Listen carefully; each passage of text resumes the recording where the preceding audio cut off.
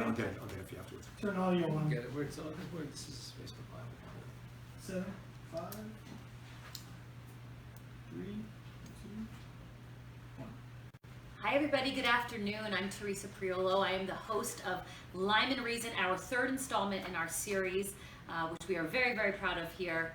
Now we also have an accompanying Facebook Live chat, which we've done for some of our other specials. They've been so useful, so popular, so informative that we thought for the third special, we'll bring it back again. And today I'm joined with, first of all, the General Manager here at Fox 5. You have a very official title. You're General Manager and General Manager and President. What do we call you? You're the head guy.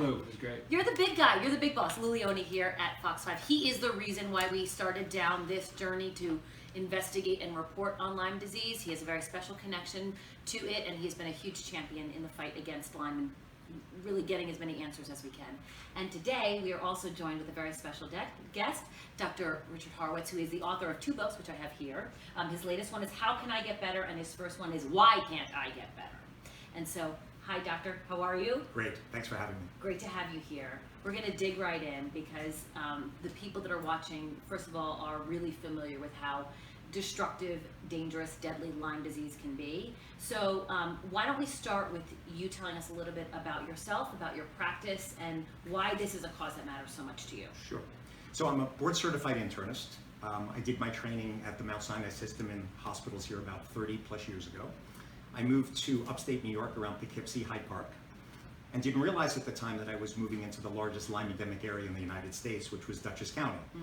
So I had all these patients coming in, many with bullseye rashes, and about 75–80% got better, but 20 or 25% didn't with the standard protocols. So I went on a journey trying to figure out why these people were sick. And 30 years later, I've now seen 13,000 people with chronic Lyme disease. They come from all over the United States, they come from Europe. I've been to China, I've been all over at this point discussing Lyme. And I've been looking for answers, and I've come up with a model, a 16-point model, which I describe in both of my books, which has made remarkable differences in people's lives. So it's been an interesting detective kind of novel, trying to figure out the mystery of why people are sick. And we've made some real progress in the last couple of years. Lou, we discovered that when we started down this path, and you know this firsthand. This is not just you're not feeling so good.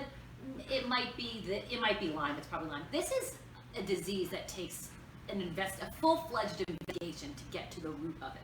Sure, and when we started covering Lyme, it was because my wife has Lyme disease and was diagnosed with Lyme disease, and it just seemed that everyone I spoke to had a connection to Lyme. I was like, this is I don't see much in the media, much coverage on Lyme disease. And when we did the first couple of stories, the response was incredible, which is why we kept doing it, because it's a great community service, but it's also good business, and that people look to us. And now you've seen other stations and other markets, and even in this market covering Lyme, and I think it's fantastic. The more, the better, as far as I'm concerned, and the more we can do to get the word out about it, because people just don't consider it right away, and or they don't always present with a bullseye rash. They don't know they've been bitten by a tick, and they feel sick, and it's a summer flu, which really there's no such thing really. I guess unless you're on that airplane and coming back from from Dubai. From Dubai. Yeah. So it's been the journey's been incredible, and we're just going to keep going. And excited to have Dr. Horowitz here because he's really done some pioneering work in Lyme and is having great success, and has a connection to some of the people in the special. So it's really special to have you here. So thank you. I don't want to put you on the spot too much, but can you just quickly tell us, because you've been open about the fact that your wife is battling Lyme, how is she doing? Not great, but we're hopeful. We're making progress. It's been about 4 years now, but there's still a bunch of things on our list, and we think we're attacking it in a systematic way, and hopefully, every time we try something new or different, we're always hopeful, and I think we're going to get there soon. Well, we are rooting alongside her. Thank you. And Doctor, what Lou was just talking about, the fact that it's, you have to kind of go down the list. So many of your patients have found themselves in the same predicament where they try something and it doesn't work, or maybe it only partially works, and then they have to do something else. This is not uncommon, what he's talking about. No, in fact, my wife suffers from Lyme disease also, and we've been married for 22 years. And I call her the MSIDS gal, because in the 16-point map, she's had 12 things out of 16 wrong with her. And each time we would fix one, Like she had food allergies, and she had hypoglycemia, and she had POTS, low blood pressure, and she had Lyme disease, and she had Babesia, and she had Bartonella, and her adrenals were low, and there was thyroid abnormalities. And lately we discovered mast cell activation, which is you eat the wrong foods, you get histamine release, you get migraines and stomach pain. So it's been an unlayering, but the miracle for my wife and for Olivia, who's on your special, who's one of the most remarkable. Olivia Goodrow. Olivia Goodrow. Live Lyme. Live Lyme. I mean, one of the most remarkable young women I've ever met. Olivia is now 6 weeks, 100% symptom-free, and my wife is 9 months, 100% symptom-free, not one symptom, with a new protocol I've been working on for the last 4 to 5 years, based on Johns Hopkins University research with Lyme being a persister bacteria. So I've used. What does that mean, a persister bacteria? So, as physicians doing this for a long time, there's been controversies in the field. Does Borrelia burgdorferi, Lyme disease, does it truly exist? If you look at the literature, it shows that it does, but there's still been two camps. We don't know why people are sick with Lyme, and another group who does believe that Lyme is persistent, and I happen to be in that group. So we have been finding positive DNA, positive PCRs in people's blood, in the urine, in spinal fluids, and proving that the organism is alive. And tuberculosis, for example, is a persister bacteria. It very slow growing, intracellular, very difficult to kill. So I decided when Dr. Ying Zhang from Hopkins published and Kim Lewis from Northeastern published on these persisters, and it's been in the literature, I had used tuberculosis drugs 30 years ago when I was treating HIV patients for Mycobacterium tuberculosis. And I looked at the literature and I found that for tuberculosis, they were using certain drugs like rifampin, pyrazinamide, and for leprosy, which is like tuberculosis, a drug called dapsone. Well, it's turned out that dapsone, in combination with doxycycline and rifampin, in culture has been shown within 72 hours, 50% of the Borrelia are dead, and we've been tweaking the protocols with biofilm busters, opening up biofilms where the bugs are hiding under them, and we're having absolutely remarkable success. And this is the first time my wife in 22 years has been completely asymptomatic. And she's been on multiple antibiotics, multiple herbs, kept relapsing. And we discovered this in part because one of my patients accidentally took a double dose of the drug, came in with a Herxheimer, very ill. I said, all right, stop everything. I said, come back in a month. He comes back, he was like 20% of normal, in his 20s, in bed, couldn't move, horrible brain fog and pain. He comes in a month later and he goes, I feel 85, 90% better. I feel great. I said, don't take anything else. Let's watch this. We followed him for 1 year out and he never relapsed. So I did a small study of 100 people, dosing the drug differently than what I've been working on for the past few years. So essentially your own controlled study. Correct. And next year, what I hope will happen, possibly with some help from the Lyme Foundations, is I'm now ready to do a multi-center study through Johns Hopkins, through multiple universities, to prove this particular regimen and how it works in chronic Lyme. We're just having remarkable success. It's an exciting time. What is amazing to me is that some of the institutions that you mentioned are some of the best institutions in the world. And yet, again, 3 specials in, we still can't seem to get the United States government and our health agencies to jump on board and to accept their research, the progress that's being made in the private sector. I don't get it. I don't understand how a place like Johns Hopkins or how some other great institutions and universities can publish these kinds of research, can do these kinds of clinical trials, and yet it's still not accepted. So the controversy is mainly because there's 2 groups. There's the Infectious Disease Society of America, the Infectious Disease Physicians, and there's ILADS, the International Lyme and Associated Diseases Society, of which I was a founding member. And the problem is that these 2 groups have guidelines that doctors can follow. The IDSA says, easy to diagnose, easy to cure. If people are sick afterwards, they have post-treatment Lyme disease syndrome. And PTLDS is what Johns Hopkins researchers like John Alcott has been doing studies on. The problem is that the 90% of people that may not see a bullseye rash and know what they've had, who have chronic Lyme, they don't know how to define these patients. They don't actually know what's wrong with them. So I've been part of the HHS Tick-Borne Disease Working Group, so I'm one of 7 public members. I know you interviewed Pat Smith a while ago. She's one of the public members like myself. And we have come together actually for the first time, and I will tell you, it was fascinating because for the first time in my medical career, I sat across the table from the CDC, the NIH, the FDA, the Department of Defense, and we had some very open conversations. And I Did was, they tell you more than they told me? Because we talked to the CDC and they didn't have a lot of answers for me. well, let's just say that I'm co-chair of the other tick-borne infections and co-infections, and it was not publicly recorded, but I can tell you we had some very honest conversations. I shared my experience. We quoted literature, we went back and forth, and I think there's a lot more open-mindedness that's now happening because of this HHS tick-borne disease working group happening. So I do think the report to Congress will be out in about a month. I think we made remarkable progress. It's the first time that we've really kind of launched the ship in the right direction. And if you read the congressional report and you read the reports that are on the hhs.gov website, Tick-Borne Disease Working Group, you'll see that all of the subcommittees did amazing work. Access to care, diagnostics, therapeutics, co-infections. There's a lot of peer-reviewed literature there, and the congressional report is basically moving in the direction that the diagnostics are certainly not perfect, which we've known, and that the organism can persist. And this is the first time, it's starting to move in that direction. Now, HHS, understand when I'm speaking to you, Health and Human Services, I am not speaking on behalf of HHS or the tick-borne. I'm speaking for myself. That needs to be made clear, but when you read the congressional reports and you read what's on the website, you'll see that the science is starting to move towards that. And I think we do need more controlled studies, like multi-center studies, like the Dapsone, that is really having remarkable success for people. But people who are watching this on Facebook and in other outlets are going to say, doesn't it all start with the premise that there is such a thing as chronic Lyme? Don't we have to start there before we can solve an issue? Don't we have to recognize that one actually exists?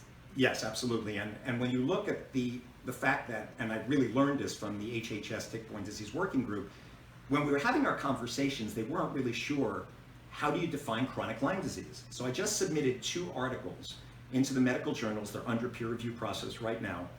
We took 657 volumes of patient charts. It took months to do this with a whole team. And we pulled out data on 200 people who did this Dapsone protocol, and we looked at all 16 points on the MSIDS map. And the second article is about defining chronic Lyme disease as Lyme MSIDS beating.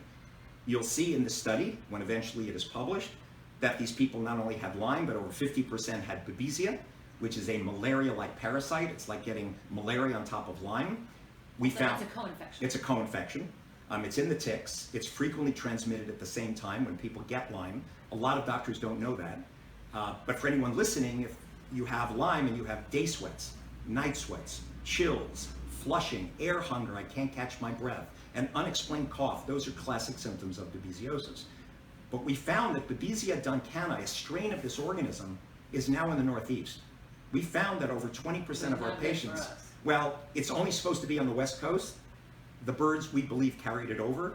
It showed up in Canada in a recent study in Nova Scotia. We found it in 7% of our patients in Maine. But in this study, we found immune deficiency. We found heavy metals. We found mold toxins. 40% or more had POTS dysautonomia, low blood pressure, where, like Olivia, part of the reason that she was sick with fatigue and brain fog and passing out, she couldn't hold the blood pressure. A lot of the doctors don't know that when you get chronic Lyme, or what I call Lyme MSIDS, POTS dysautonomia is about 40% of the cases. But we also found food allergies, leaky gut, liver problems, GI problems. 40% had adrenal problems, thyroid issues, sleep disorders with Lyme. You don't sleep properly. If you don't address all the sources of inflammation, the reason the patients are staying sick is there's an inflammatory response. It's like having a fire in your body, but you got to find all the reasons why the inflammation's there. So I describe it like someone going into a doctor's office with 16 nails in their foot saying they're sick. The doctor pulls out one nail and says, how are you feeling? You got to find all the nails. And a lot of the doctors just don't know. If you don't have a definition for chronic Lyme disease, and you don't know to look for POTS, or you don't know to look for adrenal dysfunction, or Babesia, or Bartonella, if you don't know what to look for, these patients are not going to get better. Lou, to hear this, because you're so plugged into the Lyme community, Yeah. Is this promising to you, It's or is more- this more there's a talk? cou- Forgive me, but I mean, a from the couple of government standpoint. observations. So what we hope comes out of the tick-borne disease, the working group, or and the report to HHS, report to Congress, which is public now, but it's going to be presented formally in December. The hope is that there'll be funds released by the government to study this, right? And to answer your question, to go a little bit further, in terms of chronic Lyme versus post-traumatic Lyme disease syndrome. Words matter, and words are very important, especially for us in the media. And I always, when I talk to the news department about keeping things simple for the audience, because we try to reach a mass audience, and if we're confused and we don't know what to call it, Right. we're calling it post-treatment Lyme disease syndrome or chronic Lyme, and there's a fight, amongst doctors and the government. It's just too confusing, and that's why sometimes the media would avoid it, because it's just too confusing and too complicated to Or explain. inadvertently make those two interchangeable, and they're not.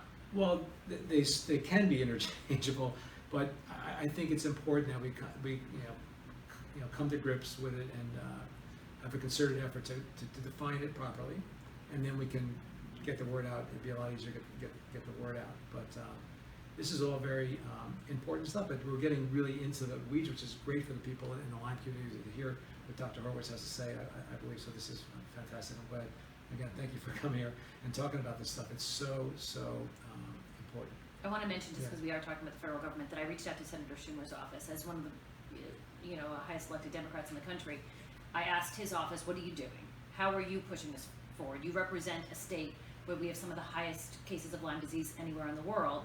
His office does tell me that this is apparently going to be an issue for them with the upcoming legislative session, that they're fighting funding, they're fighting to promote a new vaccine, and on and on and on. So according to his office, and they were light on specifics, but they were definitive in the fact that they believe that this is going to be an issue that will be brought up repeatedly this legislative session. We'll see what happens, because there's a lot of problems right now. It's very important in upstate New York, but it's also important in the tri-state area, right here, New Jersey, Connecticut, even in the park. The boroughs. Yeah. Staten Island, right? Yeah, we kind of overlook that. Yeah, so it's important to Senator Schumer, and I know he's focused on it. And Senator Blumenthal from Connecticut, we had in here. He led the charge, and in fact sued the IDSA when he was Attorney General of Connecticut. Right. And they reached an out-of-court settlement, but he really pushed them because of conflicts of interest in the members of the IDSA who were perhaps working on drugs and/or vaccines themselves. So do you think that we have moved the needle? And not us, not Fox 5 per se, but But you actually are by doing what you're doing in the media. well, we But hope to you have create taken. conversation. No, I've spoken to a lot of people out there. They're very appreciative of what you're doing with the media, because as you said, the media has shied away from this, and we have an epidemic right now in the United States. This is I don't use the word epidemic lightly. We are in the middle of a full-blown epidemic. This disease mimics chronic fatigue syndrome, fibromyalgia, autoimmune diseases, MS, rheumatoid arthritis, Alzheimer's disease. We have 46.5 million people with preclinical Alzheimer's disease in this country, and nobody knows what causes Alzheimer's. Well, guess what? They're finding Lyme spirochetes under biofilms in Alzheimer's patients, along with other bacteria, chlamydia pneumonia, Helicobacter pylori, Porphyromonas gingivalis from teeth, herpes viruses. It's not one thing. They're even finding pesticides in the brains of Alzheimer's. But we need a governmental agency to come together and say, hey, we've got a really big challenge here with Lyme maybe affecting other chronic diseases. I mean, this could be trillions of dollars for the federal government. I don't think anyone at this point understands what the cost from the point of view of healthcare dollars, but also human suffering, of how families are affected by this, like the Brusaces, right? Julie what happened. Brusace, who we profiled in our first special. Right. And Schumer, by the way, I mean, he's been talking a lot also about Powassan virus. A study came out this year that they found up to 10% of the people in New York now have antibodies against Powassan. Now, this virus that's in ticks, it can get in within 15 minutes of a tick bite and can cause death from neurological problems in around roughly 10% of the cases. So people really need to understand you have got to be using tick protection out there, right? If you're out there taking walks, playing tennis, I have golfers all the time who come in from the universities who have Lyme disease. They go into the rough, right, to get the ball. Right. It's a big problem, and I don't think people are aware of what the risk really truly is. So in our special Battles and Breakthroughs, we touch on a whole host of things, but just the conversation that we're having. Number one, we spoke to an investigative reporter by the name of Mary Beth Pfeiffer in the Hudson Valley. Now, one of the reasons why we wanted to go to the Hudson Valley is because she lives there, so we went to her. But the second reason is because of the enormously high number of Lyme disease cases there in Dutchess, Orange, and so on counties. And one of the things that she feels is if there is simply not enough urgency paid to Lyme, that for so many years it has been in the background, it has not been conversation in the forefront. She feels as if there needs to be urgency put on Lyme. And the other thing that she mentioned, which it was nice to hear someone say, was that for so many years, a very small subset of doctors and researchers have controlled the debate and the conversation about Lyme. And in her estimation as an investigative reporter, their research is legitimate, but it is not all that is out there. And that she feels as if, and she writes about this in her book, The First Epidemic, that an equal amount of attention needs to be given to essentially the other set of research. Not to discredit the first set, but rather pay as much attention to the emerging research as you're talking about now. And then let people decide for themselves what they really believe. But right now, one side has been squashed while the other has been promoted because it is essentially controlled by the rich and the powerful. And what's sad about this is people are suffering, right? All these people, they're estimating almost 400,000 people a year getting this in the United States. But the truth is we don't know the true numbers. The blood testing, the two-tier testing that's being used out there, the ELISA test has about a 50% chance of picking it up. And there are a lot of strains of Borrelia, cousins of Lyme disease, that are out there. There's one that's just spreading in California, Borrelia miyamotoi. It's now showing up more in California than it is in New York in the ticks. It causes bullseye rashes, it causes meningitis, causes a whole host of problems. The Lyme testing doesn't pick it up. It won't pick up Borrelia bissetti, it won't pick up cousins of Lyme disease that make people sick. So it's not even just Lyme, it's other Borrelia species, cousins of Lyme, it's co-infections. And even the co-infection issue has been ignored by me. I was one of the first doctors in Dutchess County. I live in Dutchess. And one of my patients, the reason I learned about Babesia 20 years ago, she came in a wheelchair, unable to walk, treated for Lyme for 5 years, had drenching sweats in her 30s. And he said, boy, that sounds like Babesia. She said, Dad, I've never been outside, any place else. And I said, all right, let's test you. She was positive. And within 10 days of treating Babesia, she walked out of a wheelchair.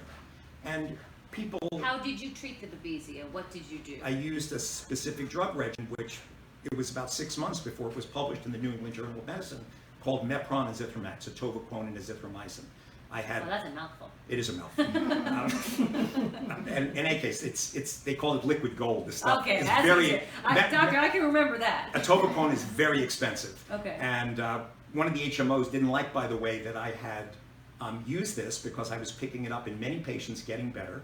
And they were not happy about the money I was spending on these. And we had some very big debates with some of the insurance companies about this at the time because they didn't believe Babesia was in Dutchess County. Well, fast forward several years, the Dutchess County Department of Health, they finally admitted it's here, and now we've got a major epidemic. 40+% of the ticks in Dutchess County now have Babesia. One of the things that Mary Beth also mentioned to me was that, and it's the premise of her book, which we profiled in Battles and Breakthroughs, she believes that global warming, climate change, as she puts it, is one of the biggest driving forces of Lyme being spread around the world. She said for many, many years, birds have carried these ticks and they've dropped certain places and they've died. But now they're surviving, in her estimation, because of a warming climate. Now, I asked her, you put two very controversial things on the same book jacket, right? You put climate change and Lyme disease. Either you want everybody to read this book or nobody to read this book. I would like to get your thoughts, though, on her theory about the fact that climate change may be pushing this forward, maybe the reason why we're seeing it in places where we haven't before, like Canada. Mm-hmm. Yes, I mean, I do believe that there definitely is climate change that is happening. When you do look at the changes in climates, I think it was a 3-inch rise in seas that's taken place so far. There's acidification of the oceans. There's another book, by the way, apart from Mary Beth's, called The Sixth Extinction.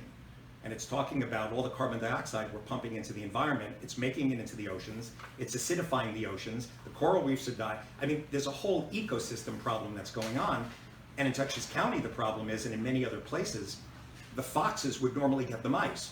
But now the coyotes are taking over, so there's less foxes, so there's more mice. And if you would have spoken to Rick Osveld, who works at the Institute for Ecosystem Studies, he'll tell you he can predict Lyme rates based on the acorn population, because it's affecting the mice, because the mice are carrying it, right? Not just the deer. I mean, it's on raccoons and foxes and birds. And so yes, I do think that there is an issue of climate change that is taking place, that is driving it in part.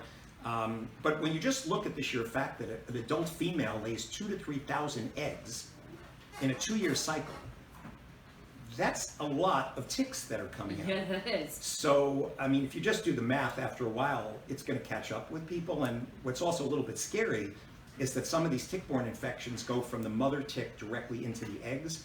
without them feeding on a blood meal. So some of the new relapsing fever Borrelia of Lyme disease, like Borrelia miyamotoi, can be transmitted directly. So you're probably going to see that infection overtake Lyme in the next decade or two, because the mice and the ticks don't need to feed on a blood. Wow, that's really scary It's and scary. sad to hear. One of the other people that we profiled in the special, as we keep mentioning, is Olivia Goodrow. So let's turn to her, because I have not had the pleasure of meeting her yet, but my understanding is that this is a force to be reckoned with. Lou, my understanding is that you were the one that brought Olivia into the fold? Is that right? Did you know her from your work with Lyme disease? I knew her just from the Lyme disease community online. Online? And that's how we connected and thought she'd be great to profile for the special. We needed to have you wear a Live Lyme Yeah, shirt. I wore my Live Lyme shirt, Olivia. I wore my Live Lyme shirt this morning. Yeah, Thank you. so her foundation is Live Lyme. And she is, I guess, 13 years old now, right? 13 years old. Tomorrow's her Tomorrow? birthday. Well, Happy birthday, Olivia! So she was bitten. If I have the story correct, Kayla Mamalek, our reporter, profiled her, but she was bitten at the age of 6, I believe. Her symptoms started to show around 8, and now she's 13. And you were telling me that she is making incredible progress, and you've got paperwork to prove it. So the first time she came in to see me, which was December 2016, she had gone through liver biopsies. In fact, you saw that she showed this in your special in that 20-minute piece. That was very well done. And the doctors thought, she was told she was going to die at age 40 from a disease called Wilson's disease. Yeah, what is that? Her I Wilson- heard that and I thought, what is that? So Wilson's disease is a copper overload of the liver. And her liver functions were high and nobody could figure out why. Well, she had seen 51 Colorado doctors and she still didn't have an answer. I think I was number 52 or 53, I don't remember which, but for the first time, I checked her for something that I checked her for, which has nothing to do with Lyme. It's an enzyme deficiency, alpha-1 antitrypsin deficiency. And How did you think? Just back up for the people who are listening, and especially those who have children who think that they may be involved in this. How did you know, or what was your thinking to get to a place where you would test for that? So in the MSIDS model that is described in both of my books, one of the MSIDS points is liver functions. And I have a clear set of guidelines of what you need to test for when someone comes in with elevated liver functions. It's like a checklist. One of the things on the checklist is alpha-1 antitrypsin because it affects a certain percentage of Americans. She had it. And it's very unusual for a kid to have high liver function. It is unusual, although some of the tick-borne infections, though, will cause elevated liver functions. Lyme can cause it, ehrlichiosis can cause it, anaplasmosis can cause it, babesia can cause it, Rocky Mountain spotted fever. There's actually a lot of tick-borne infections that cause it, but in this case, it was not tick-borne. It was from an enzyme deficiency, and if we hadn't picked it up, she might have actually died from liver failure, from cirrhosis, and from emphysema later in life. So that was the first thing I picked up. The second thing is that she had no immune function. No one had ever bothered to check the immunoglobulin levels on Olivia, and she was completely immune deficient. She had what's called chronic variable immune deficiency.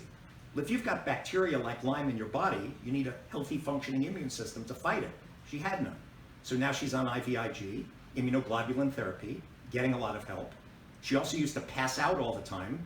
Which is highly unusual for a 10-year-old, 11-year-old, 13-year-old. Correct. So I did sitting and standing blood pressures and pulses and discovered she had what's called POTS, postural orthostatic tachycardia syndrome, meaning the Lyme disease causes neuropathy. It can cause tingling, numbness, burning, but it also affects the autonomic nervous system, the part of your body that affects your blood pressure and your pulse. Well, her pulse rate went up and her blood pressure went down when I examined her. Part of the reason she's doing so well now is I gave her a medicine called midodrine to raise her blood pressure. She's not passing out anymore. We found the highest level of mold toxicity in Olivia, right, that we had found in anyone. Mold toxicity, and we're finding it in about 70% of our patients. And that's a whole nother issue, and the problem is one of the mold toxins, called gliotoxins, is immunosuppressive. It stops your immune system from functioning. So if you have Lyme disease, which affects the immune system, you've got mold toxins that affect your immune system, and you've got chronic variable immune deficiency, your immune system can't fight properly, right? So you've got to address all of this. And Olivia had been on many, many different antibiotics and had failed them. Every time she came off, she would relapse. And she just finished this Dapsone protocol that my wife has done. And now, as you can see all the... But these are... Well, this was her initial note. chills, moderate fatigue, So we sweats. we won't show any of her personal information, Right.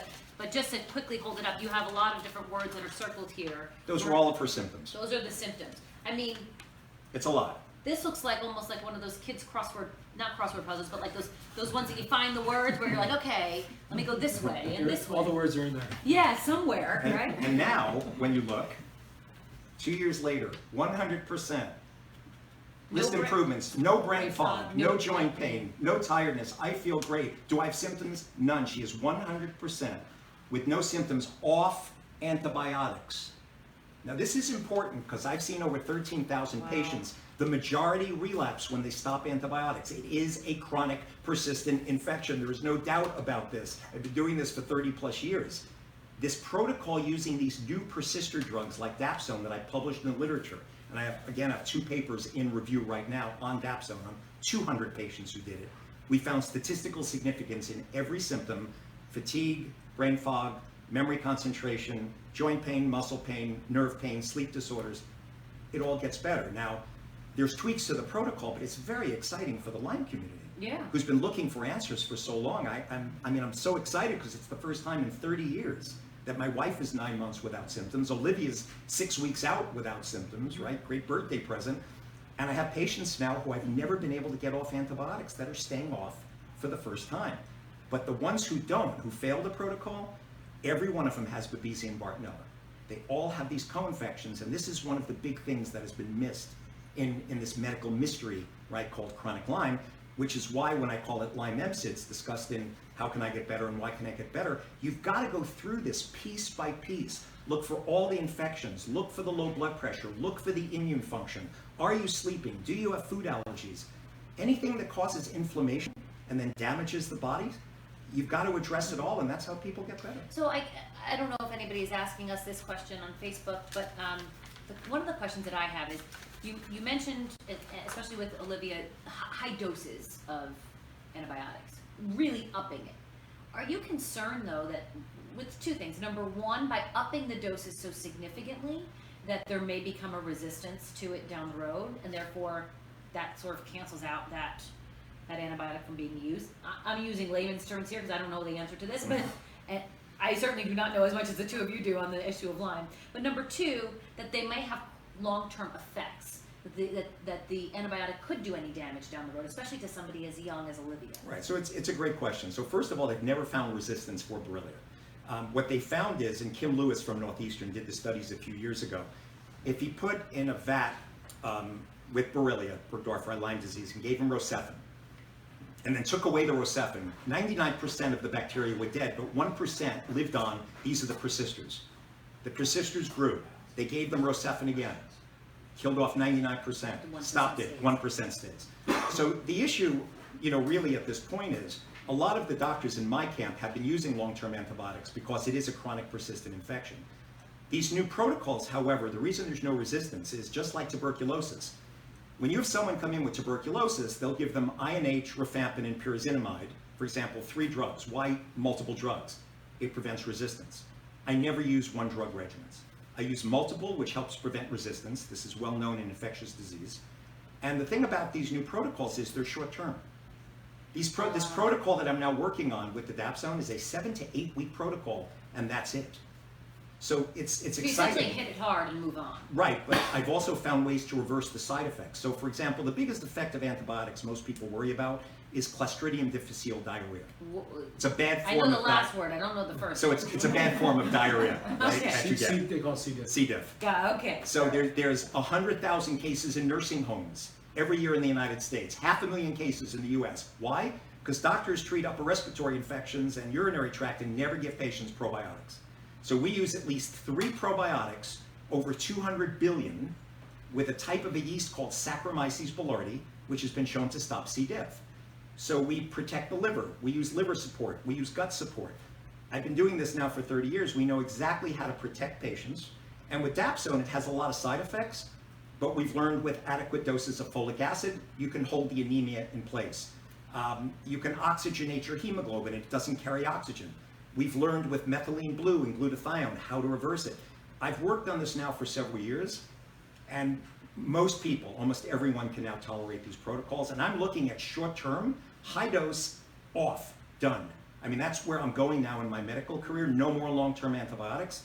And it feels like we've made some big progress with these protocols. Because you feel as if the long term does too much damage to the body. You feel if the long term is not as effective as the short term. It's not that. It's not that we've ever seen long-term cause problems. I mean, you can get a yeast overgrowth in your colon. You have to stay away from sugar when you're doing this. I've really not seen, you know, when you're dealing with a disease as debilitating as Lyme disease, you have to treat it seriously. Right. So up until now, we haven't not had any other solutions apart from antibiotics. I mean, there's herbs. I've used different herbal protocols, Cemento, Banderol, the Cowden protocol. I've used traditional Chinese medicine, Coptis, Hoodiana. I've used Byron White. I've used many herbs, and they help in about 70%. But 30% fail, and oftentimes the herbs stop working. So the issue is you've still got to find a way to get in there and kill the bugs.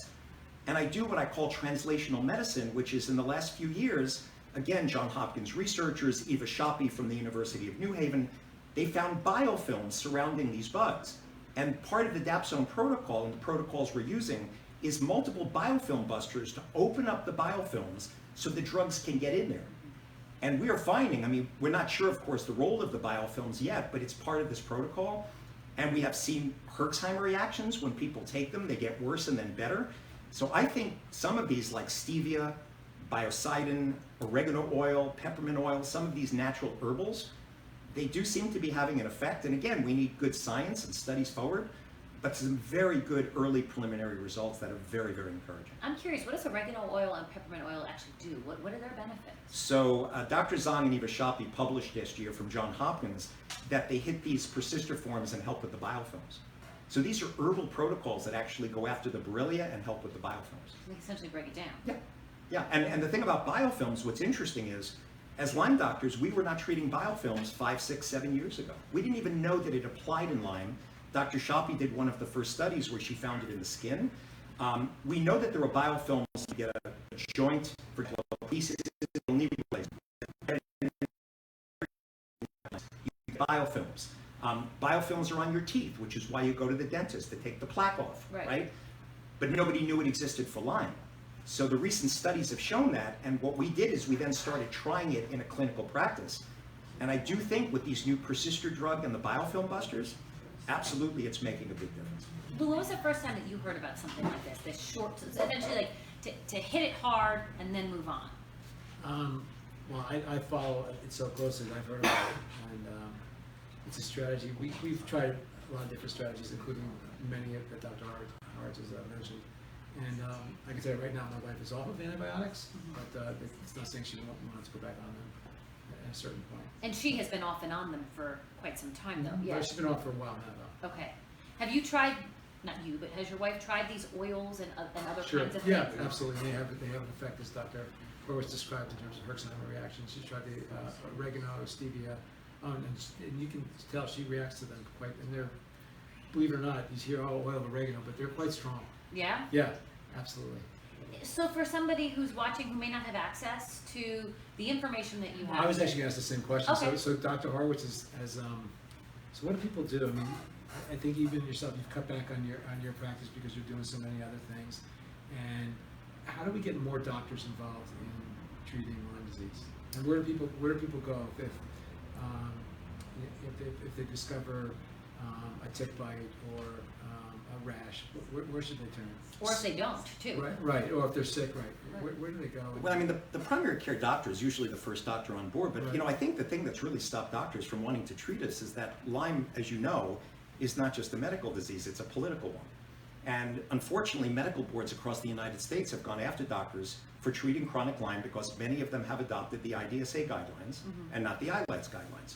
So if you're a physician and you took all these years getting through med school, and you have a family, a lot of these doctors out there are scared to treat this disease because they're worried about the medical boards. There are many doctors that have lost their licenses because the medical boards have not looked at all of the information on chronic Lyme, on what is going on, and they've adopted some very restrictive guidelines.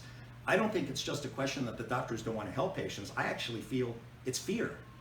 It's not that they're not overwhelmed. It's not a feeling of we don't know where to start, so we're not going to start because there's so much conflicting. It's a good point, and I think it's that too.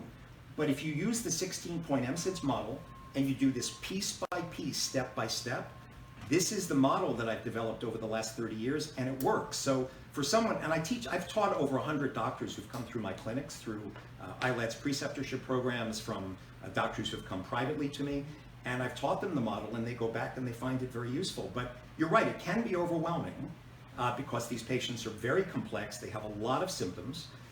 We have a questionnaire that we published in the medical literature last year, the Horowitz MSIDS questionnaire, HMQ. We validated it, and now we have a questionnaire before doing a test that a patient goes to a doctor in the waiting room. I'm tired, I have headaches, I have memory problems, I have tingling numbness. You can get a score, see the probability of whether you have Lyme, and then you go ahead and do the test. So this is also a first step doctors can do. But I think it's a combination. It's a good point. The doctors are overwhelmed. They don't learn this in medical school. We do something called functional medicine, which I know your wife sees a doctor who does functional medicine. What is functional medicine? So functional medicine is kind of looking at the biochemistry of the body and looking at it from a different perspective. So for example, I use something called glutathione. Glutathione is made by your liver. The liver has 6 pathways to get rid of toxins. Glutathione is one of them. So Lyme patients, when they say, I have brain fog and I can't think, I'll give you an example. We had a young man, a computer programmer, in bed for 2 years watching Netflix reruns because he couldn't work in the computer field. First time in my office, I gave him a shot of glutathione, and within 15 minutes, his brain completely woke up and he was able to go back to work. Now, I didn't treat his Lyme, I just detoxed him. In classical medicine, they don't really teach you about glutathione. You might have learned it in med school in biochemistry, but it's not highlighted. They don't highlight MTHFR, some of the genetic abnormalities. They don't highlight epigenetics. They don't highlight the gut and the effect of the microbiome of the gut on disease. Now, I mean, that's one of the forefronts of medicine that's being looked at now. Stem cells and the microbiome of the gut, those are 2 areas. The microbiome is now being associated with rheumatoid arthritis, MS, Parkinson's, Alzheimer's. It's showing up in the literature now big time. But it is confusing if you don't learn functional medicine. A lot of the things in my book will explain it to you. So it's not that you can't learn it, but I think you're right, between the complexity and the fear. One of the things that's in this congressional report from the Access to Care Committee, what we heard from patient after patient, is they can't find doctors who want to treat them, in part because of the complexity, but also in part because the doctors are scared. And so there has to be a change at the level of the Department of Health across the United States to say there are 2 standards of care. We're still working out the details, but doctors have the right to treat patients the way that they think is best. And I know a lot of doctors won't do it. And that's what I'm hoping the congressional report will do. Will, highlight this so that maybe a change will take place, that doctors will want to do what is necessary for their patients. But It's still only 15 minutes in med school. For instance, that's I have what I a young friend who's from New Hampshire. I was running with her. Got to talking about Lyme, and she was misdiagnosed. Her mom as a nurse diagnosed her, and then she comes down to NYU for med school, and it's 15 minutes. She goes, 15 minutes. If you get a bullseye rash, you get antibiotics, and you get better. So why are we not starting at the source then? Okay, so what you bring up is a great point, Yeah. because the HMO model is, 15, right, 20 minutes. What I believe needs to be done is chronic disease centers of excellence. One of the things I'm a proponent for is set up in every state a center where people with chronic diseases, chronic fatigue, fibromyalgia, Lyme disease, Parkinson's, whatever, you get 4 hours with a doctor. And that's about what it takes, by the way, to do my history and physicals. I spend 3 to 4 hours, sometimes even longer. And we go through the 16-point MSIDS in detail. We make sure that we have all the details that are necessary. And once you have that map, the 16-point map, going forward, it's much easier. But I still spend at least 30 to 45 minutes. You can't do this in HMO medicine. Right. I mean, you just can't. You need another model for chronic disease. And I was talking to Lou earlier that 70% of the deaths in the United States, 86% of our healthcare costs are due to chronic disease. Right. And we don't have a chronic disease model. I say, why don't you start with the MSIDS model? I've seen 13,000 chronically ill people. This model is working for people. Let's test it. Let's find out if maybe we can help not just chronic Lyme, but a lot of other chronic diseases. The healthcare system is in trouble, right? I mean, we're like 29th in the world. That's an understatement. I mean, our GDP just keeps going up in healthcare costs because we're naming disease, throwing drugs at it, instead of trying to figure out why people are actually getting ill. Well, some would argue that's because much of this is run by very powerful drug companies who have a vested interest in seeing that happen. But that's going to crash the healthcare system. I mean, look, I use these drugs and I think some of these drugs are great, but you can't use it as the main model of how you practice medicine. You've got to get to the source or sources of why people are sick. I think we might have some questions that we can take as a possibility. Just Do we want to bring in Dr. Horowitz's lovely wife to We can, maybe yes. to Sure, join yeah, us she to can take my place on the couch. You want to? Okay. Thanks, Dr. Horowitz. He's tapping out. Good to see you. Bye, Lou. Come on over. I'm sure people might have some questions for you as well. Before we get one question, let's have you introduce yourself as well, so that people who are watching, they can ask you a question too if they want to. Sure.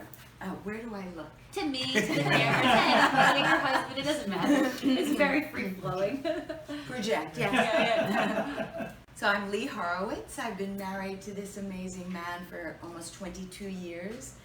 And I've been sick with Lyme, I would say, for about 20 years out of our marriage, maybe the full marriage. In retrospect, I may have had Lyme even decades before we married 22 years ago. So, and I've been witnessing his journey and working in the office with people and seeing what's been going on, the devastation. So I know firsthand how this disease not only devastates lives, but the fact that it's been ignored by the majority of the forces that be has just been a travesty. So again, thank you so much for doing this. This is just wonderful. And I'm here to report that 9 months after the double dapsone, I am symptom-free. And I actually keep getting better and better. You know, you married the right guy, I think. I know! Right? Who knew? Who knew? Her Sicilian mother, okay? That I knew I'd like to. Okay, so I just want to tell her, her Sicilian mother said, it's like, he's a Jewish doctor, he's good. Hold on to this one. Not only that, she have saw who you are. We have been getting questions about the dapsone. So a lot of people were saying if they're on one antibiotic like sulfa, will it conflict with a dapsone antibiotic? By the way, this is the voice of Joe Silvestri, our producer of all of our live specials. He is the force behind all of this, and he really is a force. Sorry, Joe, continue. Yeah, Just want to make sure everybody. Yeah, so Joe, your question there about sulfa drugs, you cannot take another sulfa drug actually when you're doing dapsone. What's interesting about dapsone though is if you're sulfur sensitive and you can't take sulfur drugs because you get a rash, most people, 99.9% can take dapsone. I mean, that's what's really amazing about it. So, but you can't use them together because there's a side effect called methemoglobinemia. You oxidize your hemoglobin, so you have to be very careful with that. You can't do oxidative therapies on dapsone. You can't do ozone therapy, other things. But for example, Olivia, a great example, was on Bactrim, which is a sulfa drug. She failed it, went on dapsone, a sulfa drug, but a different persister drug, and now she's 6 weeks out and she's doing great. So I mean, I think there's differences between them, but you can't use them together. So you recommend finishing the course of treatment with one and then starting another, or how do you transition? So the thing about doing the dapsone protocol, I have the entire protocol in my second book. In the back of the book, I have all the protocols listed with dosages, how you do it, side effects, how you kind of keep people safe during the protocol. It's in the appendix in the back of the book. All of the dosages. Okay. It's a little bit further back. But this new protocol I will be publishing next year. This new protocol is a tweak that came about by accident from this guy who accidentally took a double dose. This is not something I would have ever done on my own, Right. because of the possible This side was an effects. oops on his behalf. This is an oops, but I think it was a divine oops. Okay. I think it was like, divine spirit saying, look over there, Yeah. because he was so much better when he came out of the Herxheimer and was so sick when he saw me. He only did antibiotics for like 3 or 4 months. He's never gone back. That's it. Wow. This is not some disease he took antibiotics for years. That's all he did with the dapsone, with doxyrifampin dapsone, and he's well. So, the issue here is, I think it's a question of, I was on target, and what I discussed in here helps people, but when Lee did the lower dose dapsone at 50 milligrams, and we stopped it after 6 months, she was DNA PCR positive in the blood for Lyme. So it showed up that it was still active. Mm-hmm. We then moved to 100 milligrams, which was what's discussed in the book. She felt much better. But when we took away that dose, she relapsed. She has not relapsed on this new dose, but I need to publish the results before Right. everyone out there goes ahead and does this. Again, I have 2 articles that are in review right now about dapsone, but this new paper on this new dapsone and how I've done it, I have to publish that next year, and that is the multi-center study that I would like to do to basically prove to the world that we have actually figured out a regimen that if you don't have co-infections like Babesia Bartonella, there's a very good chance you will get better. But I still have to send out a survey monkey. I have to get all the data. My patients are usually not shy. They usually email me and send me texts and phone calls if they're relapsing, and I've not been getting a lot of those since they've done the protocol. So it's encouraging, but you can't run out there and do this yet with your doctor just because there are side effects, a lot of side effects. What's the most serious? Well, dapsone causes anemia. Okay. That's So good. on the double dose, I've needed up to 90 milligrams of folic acid using both leucovorin and methylfolate to stop the anemia to drop not more than 3 grams. Once you come off dapsone, it reverses. You get Herxheimer's like crazy. People flare on this protocol like crazy. You need a lot of detox, a lot of glutathione, alkalizing the body. The worst side effect is called methemoglobinemia. We have learned to reverse it using methylene blue and using very high doses of glutathione and Tagamet, which is an old drug, cimetidine. It just so happens that drug happens to help. But again, before people go out and do this, I really need to publish it because the side effects, you have to understand how to work with it. But I do my best. I've told my publish your article because these last No, she's not. You're helping her get better. because these last 2 articles took like 4 months, 7 days a week, 8 to 10 hours a day. I mean, it was a lot Take of her on work. vacation. She'll be okay. Oh, we've been doing that too. So, so just hang on. I will do this as quickly as 2019 hits. Okay. We will get out these articles. I have a lot of articles, in fact, to be publishing next year. But it's exciting stuff, and it really gives hope to the Lyme community. What else are people asking? Essentially, do you treat Bartonella before Lyme? So the way. What do you treat first? So if people have co-infections, what do you treat first? So I actually treat them all at once. The analogy I give is if you have ninjas attacking you in your fort, and you have multiple ninjas attacking, you're not going to go after one ninja at a time. If I've got Lyme, Babesia, Bartonella, which are the 3 most common co-infections, right? Babesia, Bartonella, and Mycoplasma. We're also finding a lot of Mycoplasma species, including Mycoplasma fermentans. This is in the new article that should hopefully be released soon. These are intracellular co-infections, right? Mycoplasma Bartonella. They're not easy to completely kill, especially Bartonella. I recently had a 73-year-old woman. She'd been on antibiotics for years, and literally within 5 days, every time she came off, she would crash. Well, I've been tweaking the protocols, treating her Lyme and Bartonella, and we found a short course. I'm not going to list out the whole protocol because I don't want people to go out and yet do it. It needs to be published. But we found a short-term Bartonella protocol with 5 drugs. She is now 8 months symptom-free off antibiotics for the first time in 12 years. It was the Bartonella that was keeping her sick. Bartonella, I recently sent a skin biopsy to Marna Erickson at the University of Minnesota on a patient who's been sick for a long time. We've been treating her for Lyme and Bart. Marna just got back to us yesterday. She sees Bartonella in the skin that is still active with Lyme that's still active after years of antibiotics. So we talk a lot about Lyme, but really, in her case, the Lyme wasn't the... The Bartonella it's one of these kind of hidden co-infections that a lot of us who've done this for a long time know about, but it is playing a big role. And on the tick-borne working group, for example, when I'm co-chair with Alan Richards, and they didn't even want to discuss Bartonella. I had to bring in Marna. Alan Richards got to choose his people to bring on the committee, the subcommittee. I got to bring in my people. Well, I brought in Marna because I wanted to discuss Bartonella because I saw it being important. Well, fortunately, we did discuss it. It's in our subcommittee report, which is at hhs.gov, Tick-Borne Disease Working Group. Just look under co-infections, other tick-borne diseases. And we discussed the problem with Bartonella, but Bartonella and Babesia are big problems. In this recent study, we found up to 16% were testing positive for tularemia. Now, tularemia is a bioterrorist agent, but it's also in ticks. Wow. And in Cape Cod, and I learned this from some of the researchers, in Cape Cod it's aerosolized because they have outbreaks of tularemia on Cape Cod. The sea air with the salt aerosolizes it in the air, the people breathe it in, and they get tularemia in their lungs. So I'm finding all these co-infections in people. So when people come in to see me for the first time, I throw out the net.